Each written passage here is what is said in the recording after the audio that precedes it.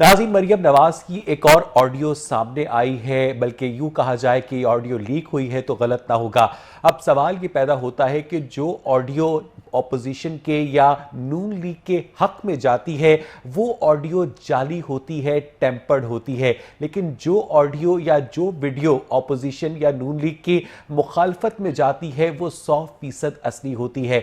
जैसा कि हमने देखा कि साकिब निसार की ऑडियो के मामले में गवर्नमेंट ने सबसे ज्यादा डिफेंस ये लिया कि ये ऑडियो टैंपर्ड है और ये ऑडियो जाली है, लेकिन मरियम नवाज ने अपनी ऑडियो लीक्स को ना सिर्फ ओन किया बल्कि अपने फैसलों को डिफेंड किया। ये जो हाल ही में ऑडियो मंजर आम पर आई है, इसमें मरियम नवाज दो बड़े टीवी चैनल्स का नाम लेकर कह रही है कि देखा मेरी मीडिया मैनेजमेंट। मैं आपको पहले सुनाना चाहता हूं कि ये ऑडियो थी क्या, देखिए।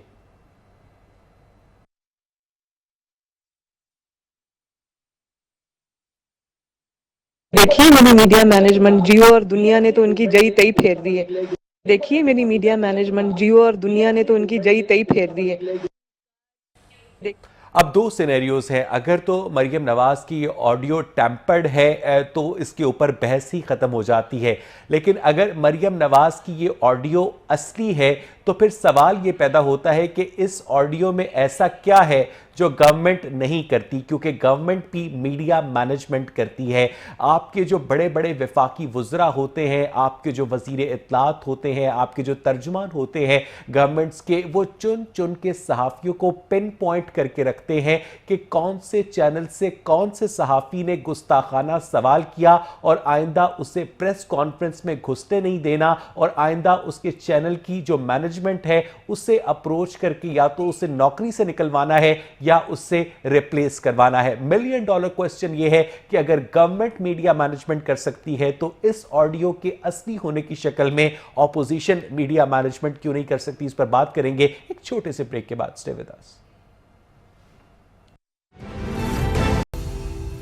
वेलकम बैक नाज़रीन। ब्रेक से पहले हमने ये सवाल उठाया था कि मरियम नवाज की जो ऑडियो सामने आई है जिसमें वो दो बड़े चैनल्स का नाम लेकर ये पुकार रही हैं कि किस तरह से मैंने मीडिया मैनेजमेंट की, और क्वेश्चन ये है कि अगर गवर्नमेंट मीडिया मैनेजमेंट कर सकती है तो फिर ऑपोजिशन जो है वो मीडिया मैनेजमेंट क्यों नहीं कर सकती है, और अगर ये ऑडियो जाली है तो उसके बाद तो बहस ही खत्म हो जाती है। इस पर बात करने के लिए मेरे साथ टेलीफोन लाइन पर मोहतरम वहीद आलम खान साहब मौजूद हैं, रहनुमा PMLN के और मेंबर हैं नेशनल असेंबली के। वहीद आलम साहब, आपको मेरी आवाज आ रही है?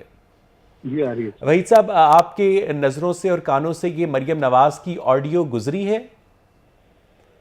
नहीं, मेरे से नहीं। मैं अपनी प्रोड्यूसर से दरखास्त करूंगा कि एक मरतबा फिर से ये ऑडियो प्ले कर दी जाए ताकि वहीद साहब इस ऑडियो को सुन सकें। देखिए मेरी मीडिया मैनेजमेंट, जियो और दुनिया ने तो उनकी जई तई फेर दी है। देखिए मेरी मीडिया मैनेजमेंट, जियो और दुनिया ने तो उनकी जई तई फेर दी है।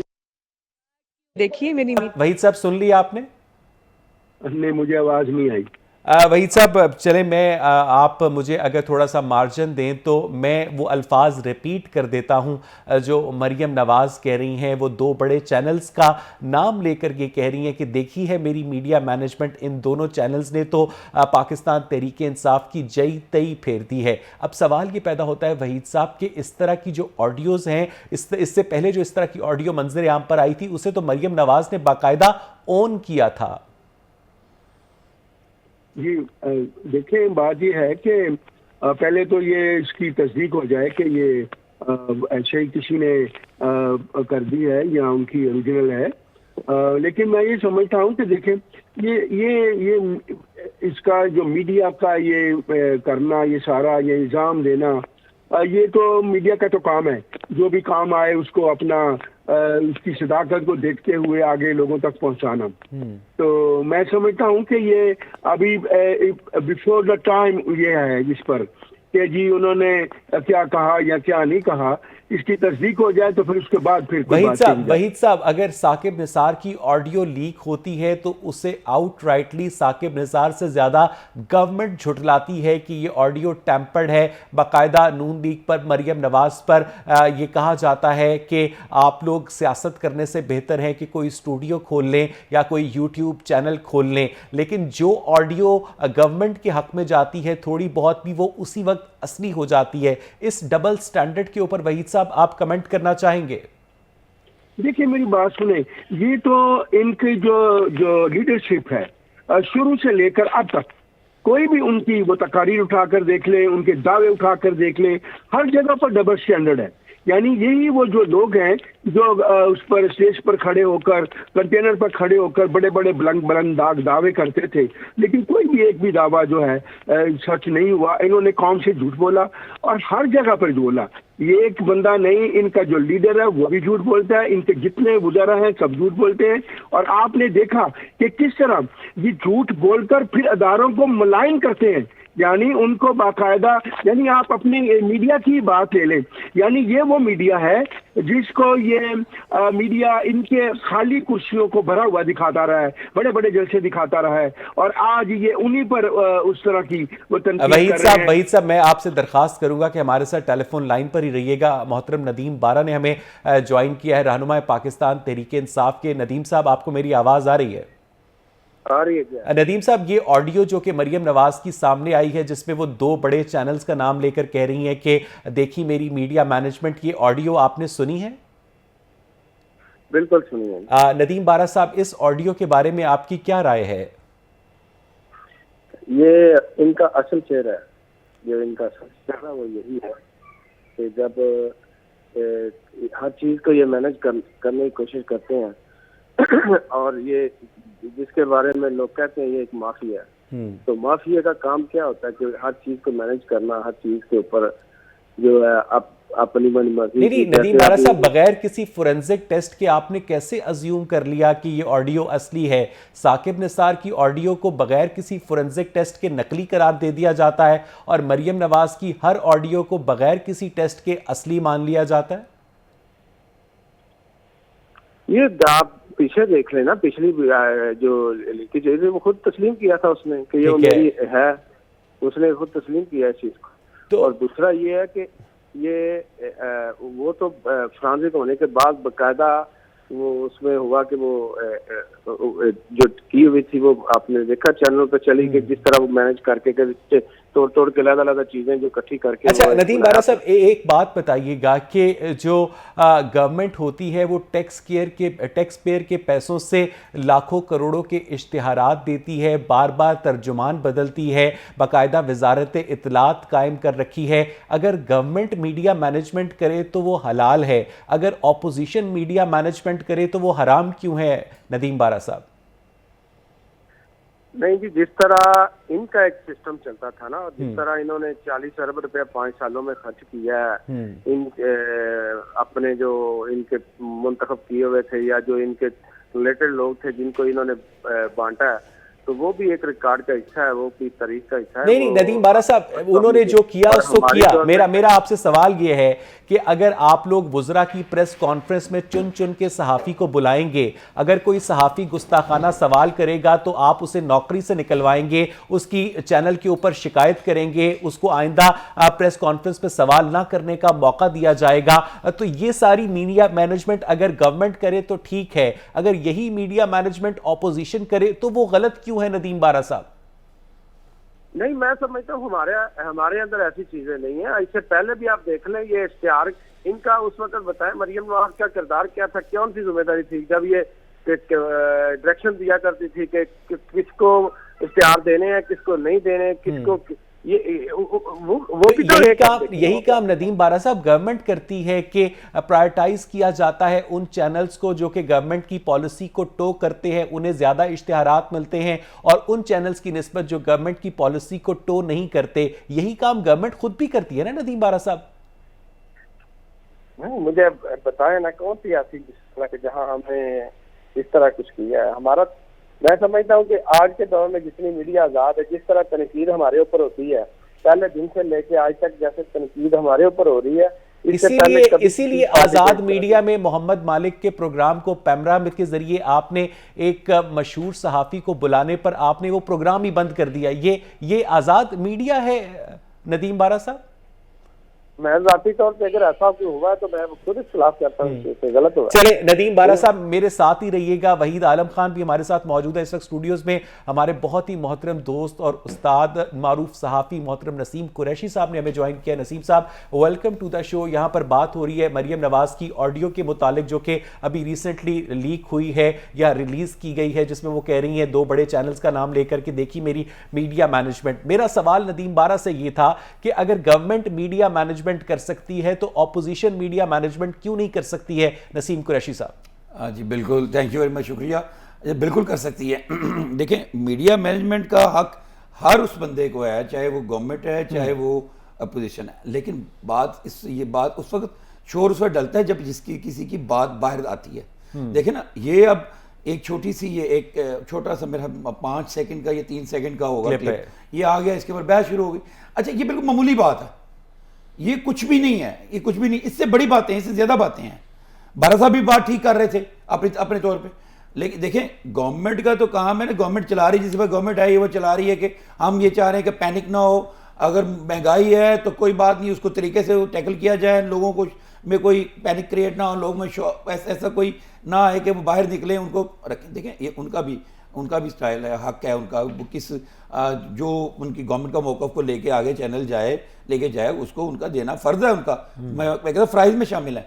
अब जो नहीं देते, अब वो उनको नहीं देते, ये हर बंदे की, यानी गवर्नमेंट जो है इश्तिहारात की तकसीम के अंदर मुनसिफ आना रवैया इख्तियार नहीं रखती है। ये कभी भी नहीं ऐसे हुआ, कभी भी नहीं ऐसे हुआ, ये शुरू से ऐसे होता है। नून लीग भी यही करती है, पीपल्स पार्टी भी यही करती है, हर गवर्नमेंट ऐसे कर रही है। अब सिंध में जाके देख लें, सिंध की जो उनका डीजीपीआर वो कैसे इश्तिहारात दे रहा है, ठीक है। आप पीआईडी में देख लें, अब यहाँ पे देख लें। अच्छा, इसके अलावा अब आप गवर्नमेंट की बात कर रहे हैं, अब प्राइवेट सेक्टर में अब ये जो एड एजेंसीज हैं, ये जो इनको एड दे रही हैं कमर्शियल, जो क्या कहते हैं इनकी पॉलिटिकल पार्टियों के, अपोजिशन के, उनमें देख लें, वो भी उन लोगों को इश्तिहार दे रहे हैं जो उनके साथ यस कर रहे हैं, जो नहीं कर रहे हैं उनको इश्तिहारात नहीं मिल रहे। अब बारात में भी ये कोई आज की बात नहीं है, ये बहस बड़ी पुरानी है, लेकिन इसके ऊपर एक बाकायदा इसके ऊपर डिस्कशन की जरूरत है। ये प्रोग्राम इसके लिए कम पड़ जाएगा। नसीम साहब जरा तवक्कुफ कीजिएगा। वहीद आलम खान साहब, यहाँ पर बात हो रही है कि अगर गवर्नमेंट मीडिया मैनेजमेंट कर सकती है तो ऑपोजिशन मीडिया मैनेजमेंट क्यों नहीं कर सकती? नसीम साहब ने कहा कि नून लीग ने भी अपने दौर में अपने मनपसंद चैनल्स को नवाजा, अखबारात को नवाजा। अगर पीटीआई ऐसा करती है तो क्या गलत करती है वहीद साहब? देखिए, बात यह है कि मुझे इतना ज़्यादा इल्म नहीं है कि किस तरह ये मैनेज हम करते रहे या ये कर रहे हैं, लेकिन ये बात तो तयशुदा है कि मीडिया को अपना आगे लेकर चलना, उन्हें अपनी बात बताना ताकि वो लोगों तक पहुंचा सके। ये हर एक का हक है और मीडिया का ये हक है कि जो बात सच है उसको आगे लोगों तक पहुंचाना, ये उनका काम है। ये रूटीन की बातें हैं, ये होनी चाहिए। इसमें तो किसी किस्म की किसी को कबाहत नहीं होनी चाहिए और उस पर तनकीद का भी कोई मतलब नहीं बनता। ये फिर वही बात हो जाएगी कि हम करें तो वो ना करें, वो करें तो हम करें, ये तो फिर मामला दूसरी तरफ चले जाते हैं। वहीद आलम खान साहब, पाकिस्तान के अंदर जो वजारत इत्तलात और डीजीपीआर का किरदार है, आप उसे कैसे देखते हैं? तरक्की याफ्ता ममालिक में हर महकमे का अपना अपना तर्जुमान होता है, कोई मरकजी वजारत इत्तलात नहीं होती है। तो बेसिकली इसको हम क्या हिटलर के गोएबल्स की तरह एक प्रोपोगेंडा सेल कहेंगे वहीद साहब? यकीनन इन्होंने तो बाकायदा एक प्रोपोगेंडा सेल बनाया हुआ है। आप ये देखें, दुनिया में किसी गवर्नमेंट में आपने कभी देखा है कि 47 तर्जुमान हो और जिनको वजीर आजम खुद ब्रीफिंग दे कि आपने बाहर जाकर ये कहना है। यानी एक खबर क्या आती है कि शायद शहबाज शरीफ साहब वजीर आजम बन जाएंगे, तो बाकायदा उनको बुलाकर तरगीब दी जाती है कि आपने कोई बात नहीं करनी, किसी को नहीं बताना कि महंगाई कैसे कम होगी, क्या होगा, मुल्क में क्या अच्छाई हो रही है। आपने सिर्फ एक बात करनी है कि शहबाज शरीफ गलत है, शहबाज शरीफ गलत है, शहबाज शरीफ गलत है। और बाबा खुदा का खौफ करें, यही इसको कहते हैं मैनेज करना। यानी ये वो जो बात आप कह रहे हैं कि झूठों का एक टोला है ये, जो हर बात इसको लेकर आगे चल रहा है। नदीम बारा साहब, ये सारी गुफ्तगू आप भी सुन रहे हैं, यही सवाल मैं आपसे करना चाहूँगा कि ये जो वज़ीर इत्तलात होते हैं, वजारत इत्तलात होती है, डीजीपीआर होता है, इसका काम क्या होता है, इनकी ज़रूरत क्यों है? और तरक्की याफ्ता ममालिक में या वो ममालिक जहाँ पर जमहूरी रिवायात मुस्तहकम है, वहाँ पर ये इदारे एग्जिस्ट ही नहीं करते। नदीम बारा साहब, मैं समझता हूँ भाई साहब जो फरमा रहे हैं कि ऐसा होता ही नहीं। तो इनके दौर में क्या था? इनके दौर में भी एक ही तर्जुमान हुआ करता था जो मैं आपसे as a politician, as a senior politician आपकी राय मांग रहा हूं नदीम बारा साहब कि वजारत इत्तलात का, DGPR का मकसद क्या है जब हर इदारे का अपना तर्जुमान है, जब वापटा का तर्जुमान मौजूद है, जब रेलवे का तर्जुमान मौजूद है, हर महकमे का तर्जुमान मौजूद है, तो अलग से एक वजारत कायम करने की क्या जरूरत है? क्या अवाम का पैसा आप लोग सिर्फ प्रोपेगेंडा के लिए इस्तेमाल करते हैं, बड़े बड़े इश्तिहारात देने के लिए? वही पैसा आप असल में अवाम की खिदमत के लिए भी तो इस्तेमाल कर सकते हैं ना बारा साहब? नहीं, मैं समझता हूँ ये कोई एक बकायदा, आपको पता है बेसिकली तो मिनिस्टर को जवाब देने चाहिए ना, ये और अपना जवाब उनको देना है। लेकिन जब मिनिस्टर हजरात जब मसरूफियत होती है, इस वजह से एक बकायदा इदारा एक मिनिस्ट्री बनाई हुई है, तो उसमें आप लोगों के लिए भी सहूलत है कि आप भी एक बंदे से मुलाकात करके अपनी बात कर सकते हैं, बजाय इसके कि आपको अलग-अलग मिनिस्टरों को ढूंढना पड़े। तो आपके लिए भी आसानी है, ये हमेशा हर हुकूमत में ही ऐसे हुआ है, तो ये इसमें कोई ऐसी कोई गल नहीं है। आप तो नदीम बारा साहब, आप क्या समझते हैं कि पाकिस्तान के अंदर मीडिया आजाद है? बिल्कुल आजाद है, पाकिस्तान के अंदर मीडिया आजाद है। तो देखिए ना, पहले दिन से लेके जिस तरह हमारी गवर्नमेंट को तनकीद का निशाना बनाया जा रहा है, वरना इससे पहले तो जो हालात से पहले मीडिया जिसने भी किसी से मुलाकात करनी होती थी, पहले सवाल उनको बताने पड़ते थे कि कौन से सवाल करने हैं।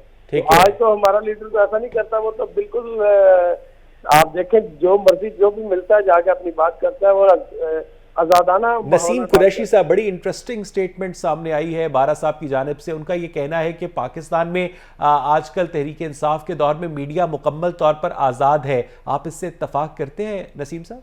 देखिए जी, उनकी ये राय है, उनका ख्याल है। मेरा अपना ओपिनियन है। देखिए वो क्या है? मेरा अपना ओपिनियन ये है कि कभी भी ये PTI नहीं, कोई भी गवर्नमेंट जो है वो अपने तरीके से अपने मैसेज को आगे, अपनी आइडियोलॉजी को आगे बताना चाहती है, उसके लिए वो हर टूल इस्तेमाल करती। मैं आज यूनिवर्सिटी में मतलब स्टूडेंट्स को पढ़ा रहा था कि मीडिया कंटेंट में इन्फ्लुएंस कौन से एलिमेंट करते हैं, कौन से एलिमेंट्स करते हैं। उसमें एडवर्टाइजमेंट सबसे मेन है। एडवर्टाइजमेंट सबसे मेन है, जो एडवर्टाइजमेंट बंद करने का। क्योंकि ये देखें, एक अखबार, एक न्यूज़पेपर, एक छोटी सी मैं बात, एक न्यूज़पेपर अगर वो तैयार किया जाए उसको, और उसकी जो प्राइस होगी एक आम अखबार की जो 20 रुपये का मिलता है, वो 300 से 400 रुपये से ज़्यादा होगी। ये उसी सूरत में आम पब्लिक को 20 रुपये में वो अखबार मिलता है कि एडवर्टाइजमेंट उनको मिलती है, उसी से सैलरीज दी जाती हैं, उसी से एक इंडस्ट्री चल रही है, लोगों के घर के चूल्हे चल रहे हैं। अब तो जो आप जब गवर्नमेंट से एडवर्टाइजमेंट लेते हैं वो मीडिया आजाद तो नहीं हो सकता है नसीम साहब? नहीं, देखिए मीडिया आजाद कभी भी कहीं भी नहीं है। मीडिया आजाद कहाँ पे मीडिया आजाद है? ये सब कहने की बातें। मैंने जैसे पहले वो बात मैंने कहा आजाद नहीं है, न्यूयॉर्क टाइम्स आज मुझे पाकिस्तान बनने के बाद से आज तक मुझे कोई एक दौर आप बता दें या मेरे दोस्त बता दें कि जब मीडिया आजाद था।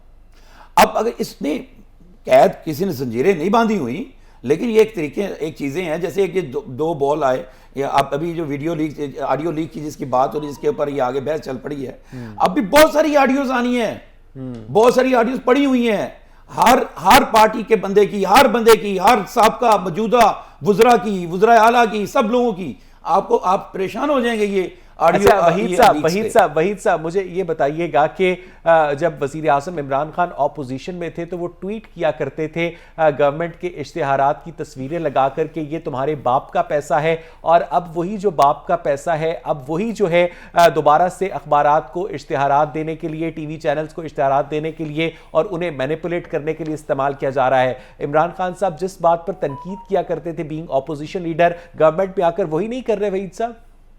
देखिए, वो तो कोई किसी एक बात पर भी खड़े हो ना, वो तो स्टेज पर खड़े होकर, कंटेनर पर खड़े होकर बिल भी जलाया करते थे कि बिजली का बिल बढ़ गया, इसको जला दे। वो तो ये भी कहा करते थे कि बाहर से पैसे भेजने बंद कर दे, डॉलर की कीमत जो है वो ज्यादा हो गई है। वो तो ये भी कहा करते थे कि गैस का जो बन गया उसको जला दे। बात यह है, इन्होंने कभी कोई ऐसी बात की हो जो इसका मेयार हो इनका। हर जगह पर इनका दोहरा मेयार है, कहीं पर एक मेयार नहीं है इनका। नदीम बारा साहब, यही सवाल आपसे कि जब इमरान खान ऑपोजिशन में थे तो गवर्नमेंट के इश्तिहारात पर ट्वीट किया करते थे कि ये तुम्हारे बाप का पैसा है, और अब खुद गवर्नमेंट में आकर उससे बड़े साइज के जहाजी इश्तिहारात जो हैं वो अखबारात में बांटे जा रहे हैं, तो क्या समझा जाए नदीम बारा साहब? ये हमने तो कोई अपने आप इमरान खान साहब की देख लें, कहीं भी उन्होंने अपने चेहरे की एडवर्टाइजमेंट नहीं की, उन्होंने फलाई काम हुए हैं। अगर हेल्थ कार्ड की एडवर्टाइजमेंट की जाती है तो कोई गलत काम तो नहीं है, लोगों को अवेयरनेस देनी चाहिए। तो इसी तरह से अगर शहबाज शरीफ लैपटॉप्स बांटते थे तो वो भी कोई गलत काम नहीं करते थे, अगर वो दानिश स्कूल का इजरा करते थे तो वो कोई गलत काम नहीं करते थे, अगर वो सस्ती रोटी स्कीम लॉन्च करते थे वो भी कोई गलत काम नहीं करते थे। मुझे ये बताइएगा कि आप लोगों को एतराज था कि नून लीग अपने प्रोजेक्ट्स के इश्तिहारात टैक्स पेयर के पैसे से क्यों देती है? यही काम पीटीआई भी कर रही है नदीम बारा साहब। आपको उस दौर को इस दौर से नहीं मिलाना चाहिए। उस वक्त तस्वीरें चलती थी, ये शहबाज शरीफ की तस्वीर है, ये हमजा की तस्वीर है, ये शहबाज शरीफ की तस्वीर है, ये नवाज शरीफ। नहीं, नदीम बारा साहब, मैंने ये पूछा है कि जब नून लीग इश्तिहारात देती थी तो वो गलत था, आप लोग इश्तिहारात देते हैं तो वो ठीक कैसे हो गया है? जी जी नदीम बारा साहब, मुझे आपकी आवाज आ रही है, आप कंटिन्यू कीजिएगा। अब वो दौर नहीं है कि वो सस्ती रोटी के ऊपर उतनी सहूलत लोगों को मिली नहीं जितनी एडवर्टाइजमेंट पे खर्चा आ गया। उस लैपटॉप की उतनी सहूलत लोगों को मिली नहीं। नदीम बारा साहब, आप कहते थे कि नून लीग जो है वो अपने मंसूबों के इश्तिहारात टैक्स पेयर के पैसे से नहीं दे सकती, तो तहरीक इंसाफ क्यों देती है? अगर आपको इश्तिहार ना मिले फिर आप कहते हैं जी हमारा सोचते नहीं है। नहीं, ये आपको तब ख्याल नहीं आता था जब आप ऑपोजिशन में रहते हुए तनकीद करते थे कि अगर मीडिया को इश्तिहारात नहीं मिलेंगे तो मीडिया के जो वर्कर्स हैं उनको तनख्वाह कहां से मिलेगी? तब आपकी तनकीद गलत थी, इसका मतलब है तब खान साहब का विजन महदूद था, आप ये कहना चाह रहे हैं बारा साहब? आप खान साहब की वो पूरी बात बताए ना, खान साहब इनके चेहरे की बात करता था कि हर जगह पे चेहरा लगा देते हैं अपना, वो चीजों काम करें तो उसकी एडवर्टाइजमेंट करें। जब ये हर जगह पे अपनी, आपके इलम में होगा लाहौर में एक दफा 1 लाख फ्लैग छपी थी, लेकिन उसके ऊपर शहबाज शरीफ की तस्वीर नहीं थी, वो सारी जाया करके फिर दोबारा तस्वीर वाली छपवाई गई थी। ये तो इनके किरदार है। लेकिन आज ऐसा नहीं है। आप देखें कि किसी जगह पे भी एडवर्टाइजमेंट होती है, हमेशा चीज को उजागर किया जाता है कि हम दे क्या रहे हैं, आवाम को अवेयरनेस दी जाती है। वैसे वो हालात नहीं है जो पहले हुआ करते थे। नसीम कुरैशी साहब, मैं तो नहीं समझ पाया नदीम बारा साहब की ये लॉजिक के शहबाज शरीफ की चूंकि तस्वीर आया करती थी इसलिए वो गलत था और खान साहब की तस्वीर नहीं आती, हालांकि हर इश्तिहार में खान साहब की तस्वीर ज़रूर होती है। आप एग्री करते हैं नसीम साहब इनसे? नहीं, देखिए मैंने पहले एक अर्ज़ किया, वो उनका ख्याल है, मेरा आप ओपिनियन मुझसे लें। मैं देखें, खान साहब की जो पहले सियासत थी कंटेनर के ऊपर या धरने की, वो अपोजिशन की सियासत थी, ठीक है। अब वो गवर्नमेंट में है, ठीक है, अब वो गवर्नमेंट में। उस वक्त जो नून लीग की जो सियासत थी वो उनकी गवर्नमेंट की 50 लाख घर जो थे, 1 करोड़ नौकरियां, ये ऑपोजिशन की सियासत थी। यार इसके पीछे बहुत बड़ी कहानी है। देखो मेरी बात सुनो, सिंपल सी बात है। खान साहब को जब आए तो खान साहब को जेल में कुछ चीजें आ गई। अब वो जो चीजें आई वो ऐसी चीजें थी कि उनके जो ड्रीम थे 50 लाख घर वगैरह, वो इंप्लीमेंटेशन होनी ही नहीं थी। अब ये सेहत कार्ड है, ये तो फर्स्ट टाइम पहले 100 डेज में उन्होंने अनाउंस किया था, तो अब आके ये करें, अभी इनको ख्याल आएगा हम ये करें, हम इसको करें। अब वो क्या है, वो ब्यूरोक्रेसी, वही ब्यूरोक्रेसी है जो उधर चल रही थी। वो इतने अच्छे वो अफसरान हैं।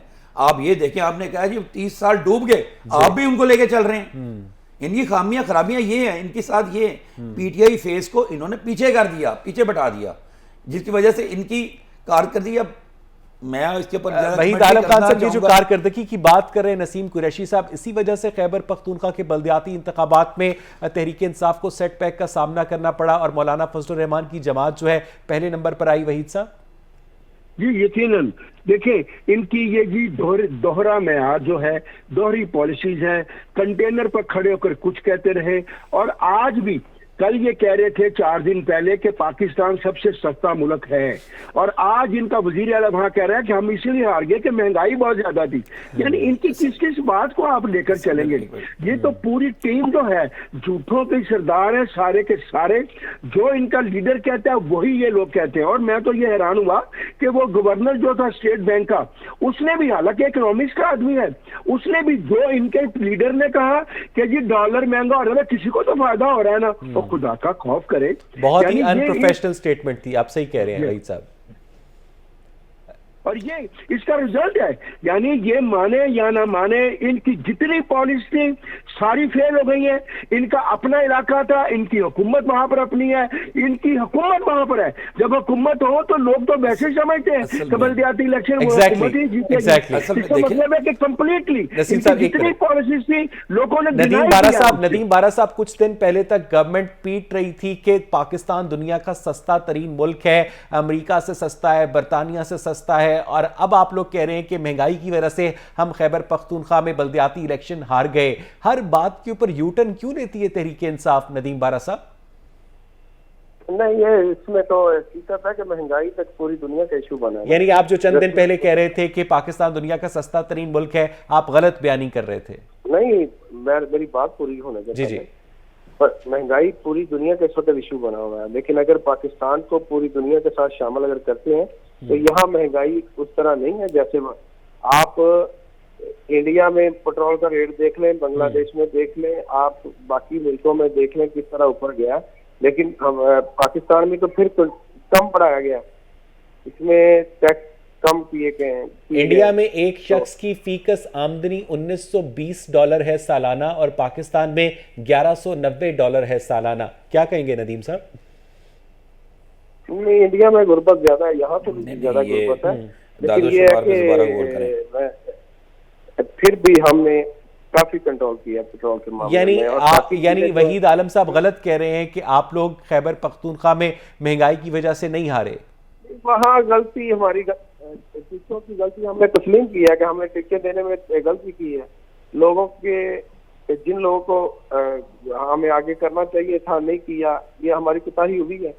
हमने पार्टी के इख्तिलाफात खत्म नहीं किए, हमने तंजीम साजी नहीं की सही, ये चीजों। अच्छा, coming back to our original issue, Maryam Nawaz की जो ऑडियो थी, नदीम बारा साहब, ये ऑडियो जो है ये लीक किस तरह होती हैं? कौन इन ऑडियोज का ताक़ुब कर रहा होता है? बस ये ज्यादा इसके जो मैं समझ लेता हूँ, जो ट्रेन लोग हैं वो तो मरियम नवाज खुद है, उसी को पता होता है कि कौन सी चीज निकालनी है, कौन सी चीज नहीं निकालनी। ये तो हिस्ट्री है उनकी, उन्हीं से आप पूछ सकते हैं। वहीद आलम खान साहब, साकिब निसार की ऑडियो आती है तो वो जाली होती है, मरियम नवाज की आती है तो वो असली होती है, ये डबल स्टैंडर्ड्स क्यों है वहीद साहब? नहीं, इनकी तो पूरी पार्टी का ऊपर से लेकर नीचे तक हर आदमी का डबल स्टैंडर्ड है। जो बात इनकी पसंद की हो वो तो ठीक है, जो उनकी पसंद की ना हो वो गलत है। कोई भी चीज ले ले, आप ये देखें कि इन्होंने इसी तरह ये कहते हुए कि मियां नवाज शरीफ ने अदारों को खराब किया, इन्होंने कौन सा अदारा छोड़ा? PIA को इन्होंने नहीं छोड़ा, CPAC को इन्होंने नहीं छोड़ा, इलेक्शन कमीशन को इन्होंने नहीं छोड़ा। यानी खुद ही कहते कहते खुद बाकायदा प्लानिंग करके उनको हिट करते हैं और अदारों की तस्दीक करते हैं कि ये इनको जाकर हिट करें, उनको बताएं कि ये आप काम गलत कर रहे हैं। ये इनका वतीरा बन गया है, खुद ही करना, खुद ही प्लान करना और उसको लेकर आगे चलना, लोगों को झूठ बताना, झूठ की बुनियाद पर खड़ा करना, और आज के PK में यही हालत है। और अब पाकिस्तान में आप ये देख लें, जितने बाई इलेक्शन हुए सब इसी वजह से आ रहे हैं कि लोग इनकी तो आप इस बात का वहीद साहब गवर्नमेंट को क्रेडिट देंगे कि इन इलेक्शंस में रिगिंग नहीं हुई, जिसका आप लोग इल्जाम लगाते रहे हैं, जो डस्का की धुंध का इल्जाम लगाया गया, जो 2018 में वोट चोरी का इल्जाम लगाया गया, इसका मतलब यह है कि इस इलेक्शन में इस तरह का कोई काम नहीं हुआ? वहीद साहब, इसका क्रेडिट देंगे आप PTI को? ये तो आने देने वाले में पता चलेगा। आप ये देख लें कि इलेक्शन से पहले ही यानी ठप्पे लगी हुई मोड़े बाकायदा उसके बॉक्स में से, और मियां बीवी दोनों को पुलिस ने गिरफ्तार कर लिया है। नहीं, इक्का दुक्का वाकयात को साइड पे रखते वहीद साहब, ओवरऑल बताएं कि अगर PDM जमातें जीती हैं खैबर पख्तूनख्वा में, इसका मतलब यह है कि गवर्नमेंट ने इन इंतखाबात में किसी किस्म के फॉल्स मेथड्स इस्तेमाल नहीं किए हैं। इस बात का क्रेडिट देंगे आप गवर्नमेंट को वहीद साहब, बीइंग अ पॉलिटिकल वर्कर?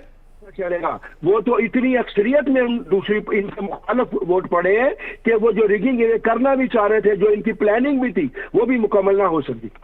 नहीं वहीद साहब, यानी आप गवर्नमेंट को क्रेडिट नहीं देंगे? बिल्कुल नहीं देंगे। नसीम कुरैशी साहब जी, आप क्या समझते हैं कि इस तरह से गवर्नमेंट को क्रेडिट ना देना कि उसने जो सही बल्दियाती इंतखाबात करवाए खैबर पख्तूनख्वा में, ये ऑपोजिशन को ऐसा करना चाहिए? वही नसीम साहब?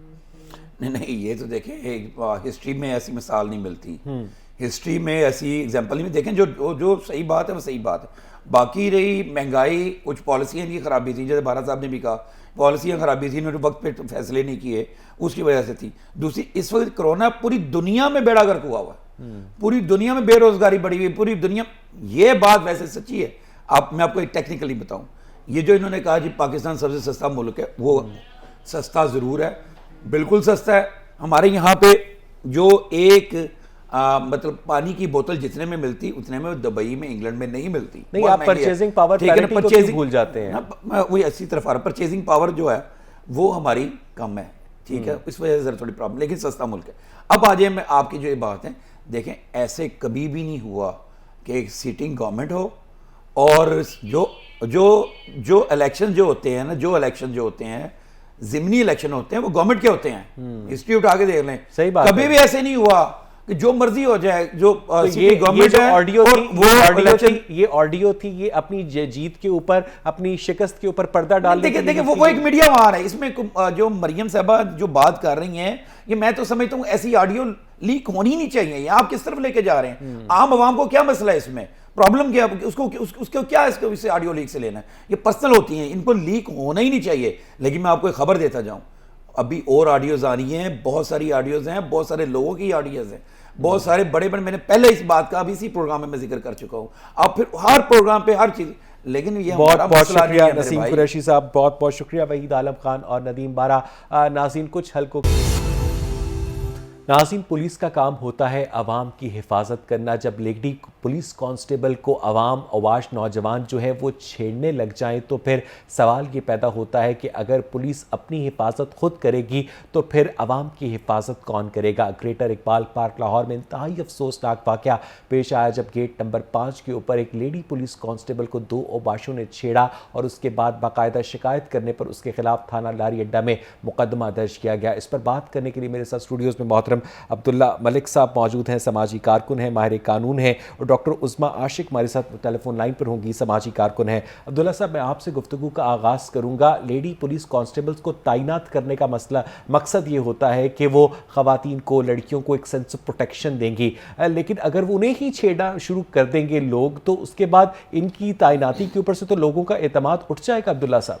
देखिए आपने बिल्कुल सही कहा। ये बड़ी बदकिस्मती की बात यह है कि एक ऐसा वाक़या जो पहले ही वहाँ पर हो चुका है, उसके बावजूद एक ऐसी शख्सियत के साथ ये वाक़या हुआ जो खुद लोगों की प्रोटेक्शन के लिए खड़ी थी। अगर जब देखना, अब इस वाक़े ने कोई अच्छा तासर नहीं छोड़ा, बहुत नेगेटिव इम्पैक्ट पड़ा। कि देखिए, इसका मतलब ये है कि पुलिस की जो ख़वातीन हैं उनमें ये इतनी कैपेसिटी नहीं है कि वो अपने आप को भी डिफेंड कर लें, कि अगर अपने आप को डिफेंड नहीं कर सकते दूसरों की क्या तहफ़्फ़ुज़ करेंगे। तो ये मेरे देखिए, पहली बात जो है कि कंडेम तो हमने कर ही दिया, लेकिन अगर हम ये समझते हैं कि ऐसे मसाइल सजा के साथ ख़त्म हो गए तो बिल्कुल इम्पॉसिबल है। कैसे ख़त्म होंगे? देखिए, अभी तक मैं आपको सच्ची बात बताऊं, अभी तक जितने भी इंसिडेंट हुए हैं, जो लोग जेलों में हैं या जेलों से बाहर हैं या अभी मुआशरे में दंदनाते फिर रहे हैं, पाकिस्तान या पंजाब की या लाहौर की पुलिस ने या बाकी इदारों ने या हमारे पार्लियामान ने इस तरफ सोचा ही नहीं है। सही बात है, इस पर हम बात करेंगे। डॉक्टर उस्मा आशिक, आपको मेरी आवाज़ आ रही है?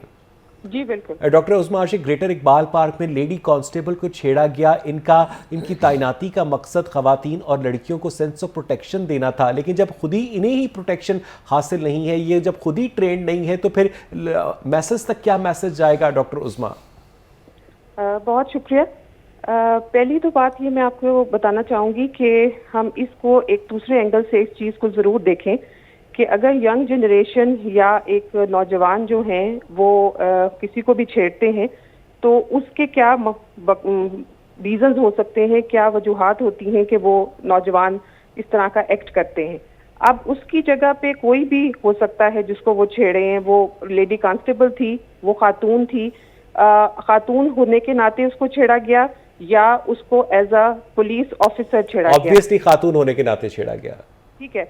उसमें हम ये देखते हैं कि नौजवान जब इस तरह का कोई एक्ट करते हैं तो उनकी जिंदगियां अपनी जो हैं, अगर तो घर के माहौल जो हैं या एनवायरनमेंट जिनमें वो नहीं, ये बात दूसरी तरफ जा रही है डॉक्टर उस्मा। सवाल ये है कि वो तो हम नौजवानों की तरबियत पर हम 10 प्रोग्राम्स कर सकते हैं। मुझे बताइएगा, पुलिस कांस्टेबल्स को तैनाती इसलिए किया गया है कि इस तरह के नौजवानों से आम खवातीन को बचाया जाए। जब ये खुद को ही नहीं बचा पाएंगी, जैसा कि अब्दुल्ला साहब ने हाईलाइट किया, तो ये दूसरी लड़कियों को, दूसरी खवातीन को कैसे बचाएंगी डॉक्टर उस्मा?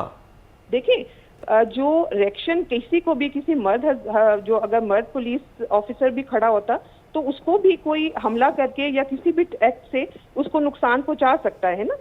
ये बात को थोड़ा सा आप समझने की कोशिश करें कि अगर को लेडी पुलिस ऑफिसर खड़ी हुई थी, वहाँ पे खवातीन हैं, घरों से निकलती हैं, जगहों पे डिफरेंट ऑफिसेज में काम करती हैं, बसों में सफ़र करती हैं, हर जगह मूव कर रही हैं। अगर वो एक ऐसी यूनिफॉर्म में अगर वो खड़ी हुई है तो वो भी उसको औरत ही ट्रीट किया जा रहा है और उसको औरत के रूप में ही उसको रिएक्शन ये जो आया तो फिर है, उसमें और एक आम लड़की में कोई फर्क नहीं है। इसके ऊपर टैक्स पेयर की ट्रेनिंग के पैसे लगे हैं, इसे वर्दी दी गई है, इसे असलहा दिया गया है, इसे वसाइल दिए गए हैं ताकि ये इस तरह के ओबाशों से आम खवातीन को बचाए। डॉक्टर उस्मा, देखिए, मेरी बात को आप थोड़ा सा समझने की कोशिश करें कि जब जितनी भी स्ट्रांग वुमेन हो, जितनी भी स्ट्रांग खातून हो, वो जुडे कुराटी जानती हो, वो मार्शल आर्ट जानती हो, वो जब उसको 4, 5, 10 लोग उसको घेर लेंगे एक सिंगल औरत को, तो उसकी जो डिफेंसिव एटीट्यूड जो है वो डिफरेंट होगा। बहुत शुक्रिया डॉक्टर उस्मा आशिक। मैं अब्दुल्ला साहब आपसे ये पूछना चाहूँगा कि आपने अपनी गुफ्तगू में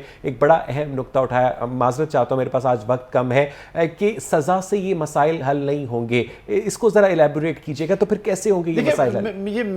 मैंने बड़ा सोच समझने के बाद ये आपको स्टेटमेंट दी है, क्योंकि मैंने जब हमारा जो होम डिपार्टमेंट से या हमारा जो पुलिस डिपार्टमेंट है जो इन्वेस्टिगेशन से तल्लुक़ रखता है, जब मैंने इनसे क्वेश्चनिंग की कि आया आप जो मुजरिम इन चीज़ों में इन्वॉल्व होते हैं, आपने कभी इनका साइको एनालिसिस किया है? तो दोनों ने ना तो जेल में होता है और ना ही जब आयो इनकी इन्वेस्टिगेशन ड्यूरिंग प्रोसेस कर रहता है कि आपने ये इस जुर्म का इर्तिकाब क्यों किया। तो उनका जो सवाल था नफ़ी में था।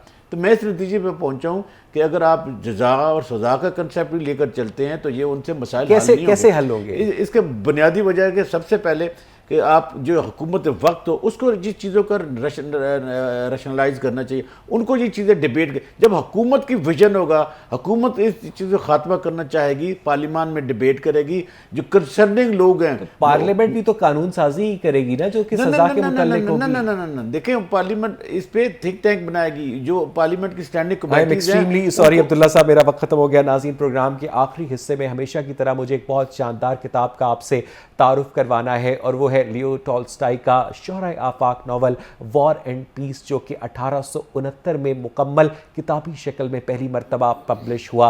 हम जानते हैं कि 1812 में नेपोलियन ने रूस के ऊपर हमला किया था, और ये नावल का आगाज़ 1805 में सेंट पीटर्सबर्ग के अंदर एक पार्टी से होता है। ये सारा जो ज़ख़ीम नावल है फ़लसफ़ियाना गुफ्तगू से हटकर 5 ख़ानदानों के गिर्द घूमता है। उनमें से 5 सिपाही हैं जो कि महाज़ जंग पर जाते हैं, वापस आते हैं। एक की बीवी बेवफाई करती है, एक की बीवी चाइल्ड बर्थ में दागे मुफारकत दे जाती है, एक फ्री मेजन्स को ज्वाइन कर जाता है, और उसके बाद इन कैरेक्टर्स की जो आपस में इंटरेक्शन है उसे लियो टॉल्स्टॉय ने जिस खूबसूरती के साथ रशियन लिटरेचर का एक मास्टरपीस क्रिएट करने में इस्तेमाल किया है, वो अपनी मिसाल आप है। लियो टॉल्स्टॉय 1828 में पैदा हुए, और ये नावल जब उन्होंने लिखना शुरू किया तो उनका हरगिज़ भी ख्याल नहीं था कि ये नावल इतनी ज़्यादा ज़खामत इख्तियार कर जाएगा। लेकिन आज भी आलमी अदब में वॉर एंड पीस की, जंग और अमन की जो इम्पोर्टेंस है वो अपनी जगह पर कायम है।